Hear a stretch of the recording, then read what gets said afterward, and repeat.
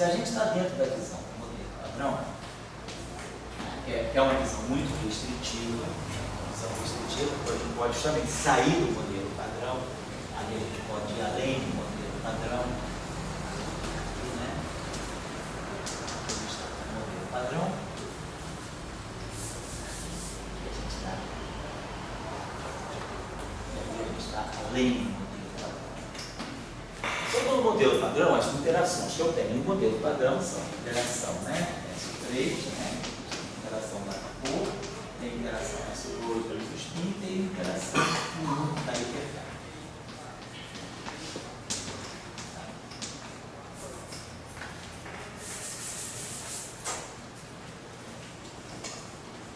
Então a gente classifica, né, as interações pelas constantes de acoplamento. Então aqui nós temos a constante de acoplamento forte, aqui a gente tem a constante de acoplamento fraca, a gente tem que dizer cosseno de θ, tem um ângulo do Lyman, vamos colocar assim, né? E aqui a gente tem a constante de acoplamento, vou chamar de um gelinho, sei lá, vou chamar assim de gelinho. E é claro, essa simetria toda aqui, ela quebra para S3 de cor vezes o magnético.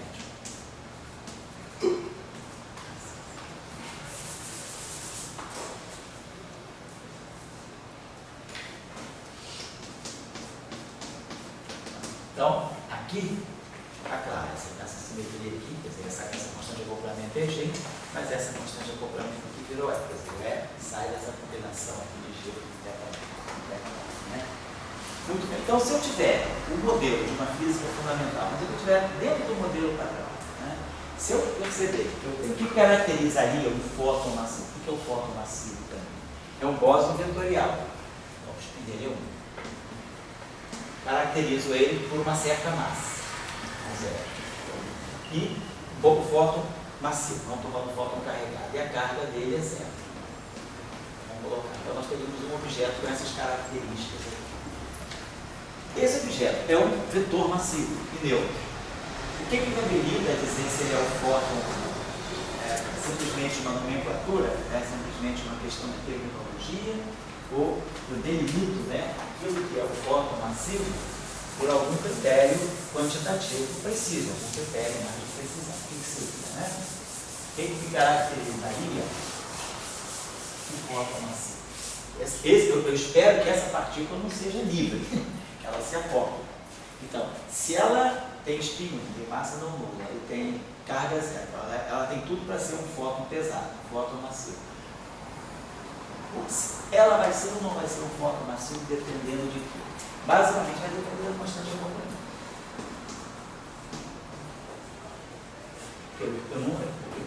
Uma coisa é a partícula livre, outra coisa é a partícula de interação. Eu determino o que é a partícula, tem que se olhar quais são as interações dela.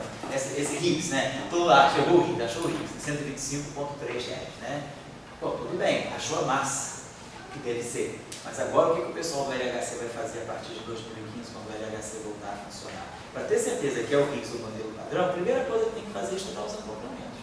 Saber se aquela partícula, aquele bóson vetorial que foi produzido, que decaiu em 2 fótons, que decaiu em 2 zeros, se aquilo realmente é o Higgs, ainda tem que se ver os acoplamentos. Quer dizer, a grande fanfarra que se criou é porque se detectou um escalar neutro, nem é pseudo-escalar. O escalar realmente spin zero, escalar, uma partícula verdadeiramente, genuinamente escalar, neutra, dentro da massa prevista para a região que o Higgs, o modelo padrão, deve ter. Agora, então está tudo bem, está tudo indicando que é o Higgs. Agora, o que falta medir tão simples quanto os acoplamentos. Os acoplamentos agora dessa partícula com as excitações do modelo padrão tem que ser aqueles acoplamentos que o modelo padrão prescreve. Então, uma coisa é você ter o espectro, saber quem é a massa, quem é o spin, classificar a partícula. Isso é um aspecto cinemático. Você está com a partícula livre. Ela está em MRU, eu vou repetir uniforme. Agora você saber essa partícula em interação. Com quem que ela interage e quais são as constantes de acoplamento dela. Então, se você tiver um modelo de física fundamental. Tá. O Higgs, por exemplo, ele tem que 22 parâmetros. O modelo, a teoria eletrofrágil. A teoria eletrofrágil tem 22 parâmetros. Por enquanto, você diria que você poderia ter uma partícula escalar decaindo. Certo. Isso. No carta-massa 125. Você tem um escalar decaindo em 2 fótons dentro do canal previsto. É só isso, gente. Então, só para precisar onde você quer chegar. Então, eu tenho um escalar decaindo em 2 fótons, como previsto por Higgs no modelo padrão. E um escalar decaindo em 2 E0, como previsto pela teoria eletrofrágil. Agora, essa partícula foi criada e decaiu, com a massa dentro também da previsão, que seria a massa do Higgs. Agora, a questão é, como eu vou estudar os acoplamentos, os acoplamentos de um carro dessa partícula? Essa partícula se acopla ao elétron como, ela se acopla ao W, ao Z0, como. Então, eu preciso agora começar a medir o setor de acoplamentos as constantes de acoplamento dessa partícula com os diferentes setores. Todos os termos não é. É, isso. Está faltando isso, só isso. Só isso. Mas a festa já aconteceu, né? Olha que eu brinco aqui, né? Antigamente, eu não sei se vocês são muito jovens, né? Tinha uma revista chamada Manchete. No Brasil, a revista chamava Cruzeiro, Manchete, Face Fora. Então, antigamente, a gente falava, aconteceu, virou manchete. Era a propaganda da manchete, essa aconteceu, virou manchete. Hoje em dia é o contrário. Hoje em dia precisa virar manchete para acontecer. Primeiro vira manchete, depois vamos ver se acontece, né? Então, o Higgs é manchete há muito tempo, né? Começou a acontecer agora, mas não aconteceu completamente, né? Então, o primeiro se tornou manchete para depois... Olha as ondas gravitacionais. Pois é, as ondas gravitacionais parece que o resultado é bem em cima, né? Parece que o resultado é bem confiável, né? Eu vi o paper, ontem eu li o paper, eu peguei o paper lá, quer dizer, está bem dentro daquilo que é previsto. Então, parece que tudo indica que esse ano já chegou a essas excitações gravitacionais aí, né, vindo de uma... É do Big Bang mesmo, olhando as flutuações da radiação, da distribuição de matéria primordial. A inflação não é uma teoria confirmada, então? A inflação está sendo cada vez mais confirmada. Teve um resultado no início do ano passado, março do ano passado, teve um resultado que trabalhou bastante em favor da inflação, que foi aquele resultado acho que foi do Planck, que mostrou que você decresceu a quantidade de energia escura, aumentou um pouquinho a quantidade de matéria escura.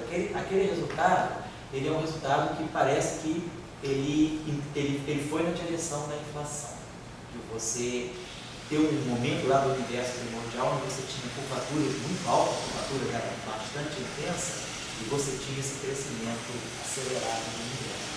No ano passado, o resultado foi em fevereiro, março do ano passado, do Planck, que trabalhou em favor da inflação, reforçou a ideia da inflação.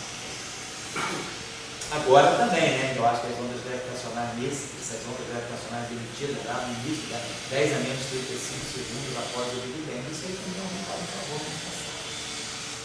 Bom, mas então, olha, estou dizendo isso, A grandeza toda, ela tem 22 parâmetros. A teoria eletrofrágil tem 22 parâmetros. As massas, as constantes de acoplamento de Yukawa, os parâmetros da matriz Kabili-Kobayashi-Mascawa, a base da matriz Kabili-Kobayashi-Mascawa, as constantes de acoplamento de Yukawa do setor de Larsen, são 22 parâmetros que você tem. Para você poder minimamente aceitar que o Higgs não é essa partícula escalar, ele caiu, você diria que ele vai ter que se precisar... Passar pela prova dos parâmetros de acoplamento. São 22. Não, dos 22 você já usou alguns. Que a massa, tudo isso aí você já usou. Você vai precisar ver olhar agora mais as constantes de acoplamento. No mínimo, talvez uns 18 parâmetros. Então, o que me habilita a dizer que uma partícula de spin 1, massa diferente, de zero e carga zero é o fora? É a constante de acoplamento. Se eu tiver um modelo, qualquer um de vocês pode fazer, um modelo em que eu construo uma teoria, um modelinho, e nesse modelinho eu gero um espectro, um bóson vetorial massivo meu, que se acopla com a matéria carregada, uma constante de acoplamento é. Então, o que vai garantir que é o fóton é como ele se acopla com a matéria. É a constante, porque o que caracteriza a partícula também não é só as propriedades cinemáticas dela, tem que olhar também as propriedades de acoplamento dela. Se ela interage com a matéria e ela se acopla com a constante constante de acoplamento que no fundo é a constante de acoplamento, que é a constante de estrutura fina, então aí eu posso ver que está falando de foco, porque é a constante de estrutura fina. Não pode ser um múltiplo, pode ser normal, pode ser uma constante de acoplamento, pode ser até um múltiplo de E, mas você tem, o que você tem que telar é essa constante. Você tem que telar alguma coisa que seja múltiplo, por exemplo, a carga direta. A constante de acoplamento, porque o que caracteriza a interação, o que era QED? Por exemplo, para mim a QED é uma teoria quântica, né, que descreve o fóton em interação, ou com ele mesmo, ou com outras entidades. Mas o grande protagonista da QED é o fóton.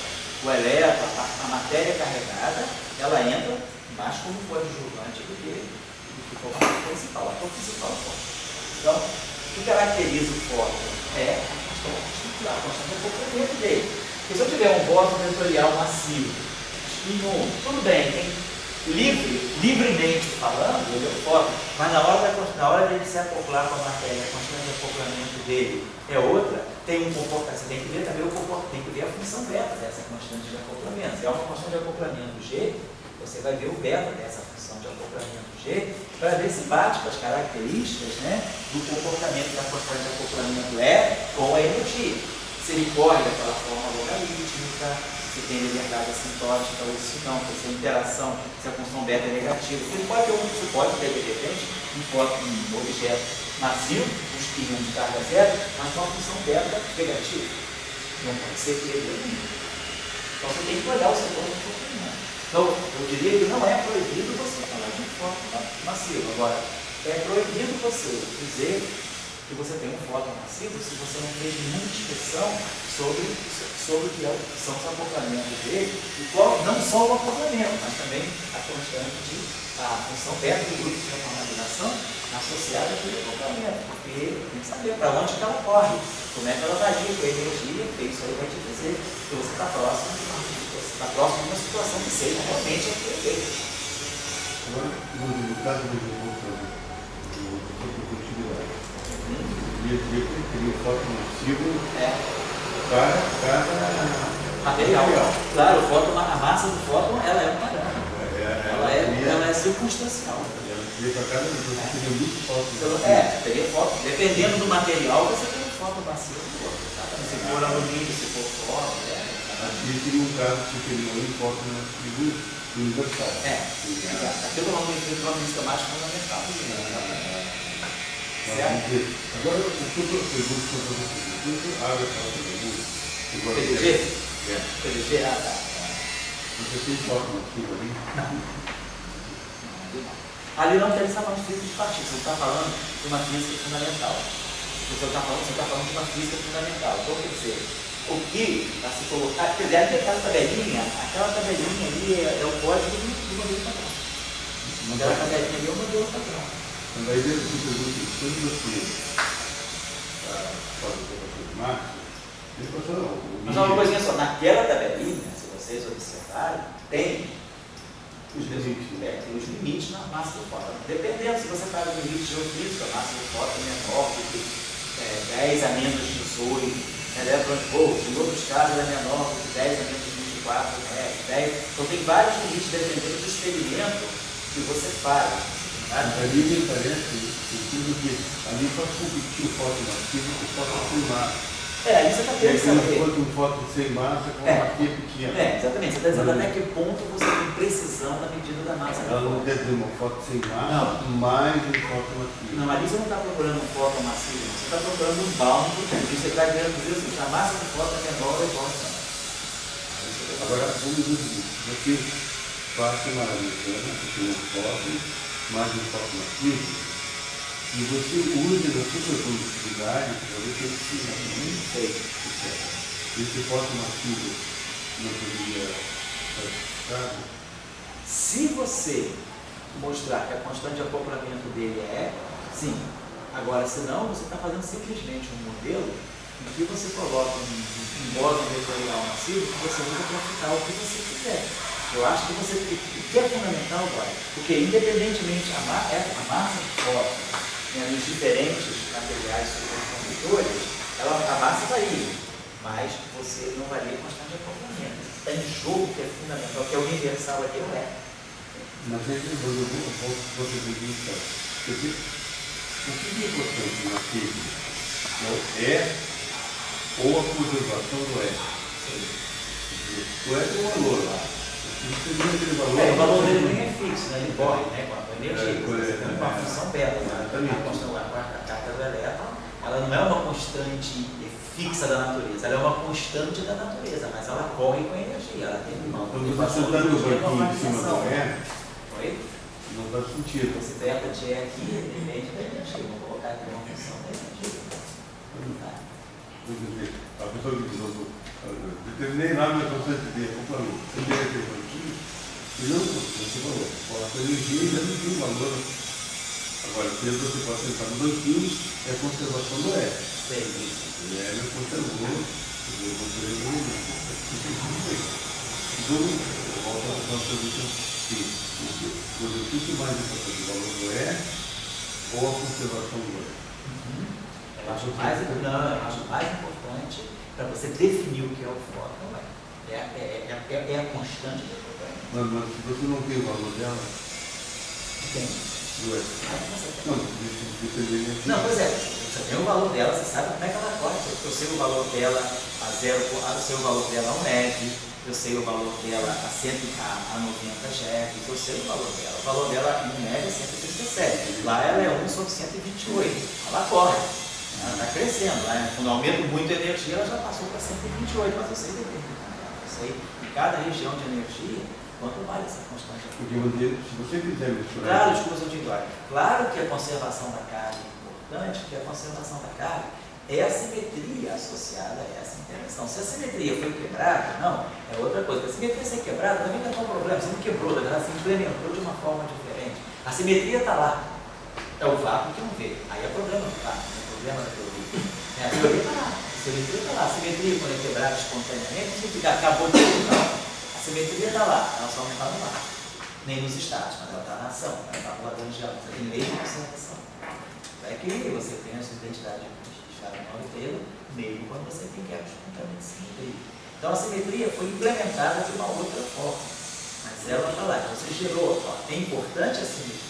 Por exemplo, não estou desqualificando a importância da simetria, mas eu estou dizendo que você, para encarar a partícula e dizer é o fóton massivo, você tem que saber como ela se acopla com a matéria, qual é a constante de acoplamento dela com a matéria, e essa constante de acoplamento, como ela reage, como ela corre com a energia, porque às vezes ela tem um padrão daquele, depois você dizer, bom, é a interação eletromagnética que está aqui, não importa que o fóton se torne um cordão, ele está macio, mas é a interação eletromagnética que está aqui. Da mesma forma, como se você tiver um fóton macio carregado, se você tiver um bóson vetorial spin 1 macio carregado, e ele interage com a matéria, né, através de uma constante de acoplamento que é o E, você pode dizer que isso aí é um fóton massivo carregado.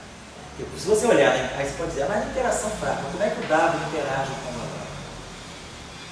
O W tem carga? Tem. O elétron tem carga? Tem. Só que a interação do W com o elétron, ela não é dada pelo E, ela é dada pelo tempo W. A constante de acoplamento do elétron com o W+, no modelo padrão, aquele W mais do modelo padrão, por que ele não é um fóton macio? Porque quando ele se acopla com o elétron, a constante de acoplamento dele não é uma outra interação. Eu acho que você pode dizer sim. Não digo assim, a literatura proíbe-se. Ele está dizendo o seguinte, a literatura proíbe se você não definir corretamente o que é acoplamento. Mas se você disser, eu tenho todas as propriedades cinemáticas bem definidas, e conheço bem também as interações e as propriedades, não só as constantes de acoplamento, mas também as propriedades da constante de acoplamento. Aí você pode dizer, não, é um fóton massivo carregado e ninguém pode te desvalorizar por conta disso. Você pode fazer um NE e calcular uma ABM. Exatamente. Isso. Você pode dar, a minha constante de acoplamento é um múltiplo de uma grandeza fundamental, mas tem um parâmetro fundamental que está, o acoplamento é o múltiplo desse, qualquer acoplamento é múltiplo. Ele não faz você quer total e daí dá um NE. Ele tira também. Mas se você olhar o comportamento com energia é diferente, porque se você olhar o comportamento do E com energia, ele cresce com a energia, né? Mas o comportamento do beta W da energia ele cai. Então o E não pode ser um beta W. A função beta é importante por isso, porque não basta ter a constante de acoplamento. A constante de acoplamento ela corre, é chamada running. Quando ela corre, né, ela vai te dizer como é que aquela interação se comporta a altas ou baixas energias. Então você precisa saber, se você vai identificar duas constantes de acoplamento, então você está dizendo duas funções são iguais num ponto. Isso significa que as funções são iguais? Não, se f de x é igual a g de y, se f de x é igual a g de x num ponto x, não significa que f é igual a g. Você está identificando dois objetos num ponto, mas quando a energia corre, de repente o beta de uma constante de acoplamento vai para um lado, o beta da outra vai para o outro. Então você não está dizendo que as duas constantes de acoplamento são iguais, elas coincidem num ponto, é coincidência, né? Não é que elas sejam iguais.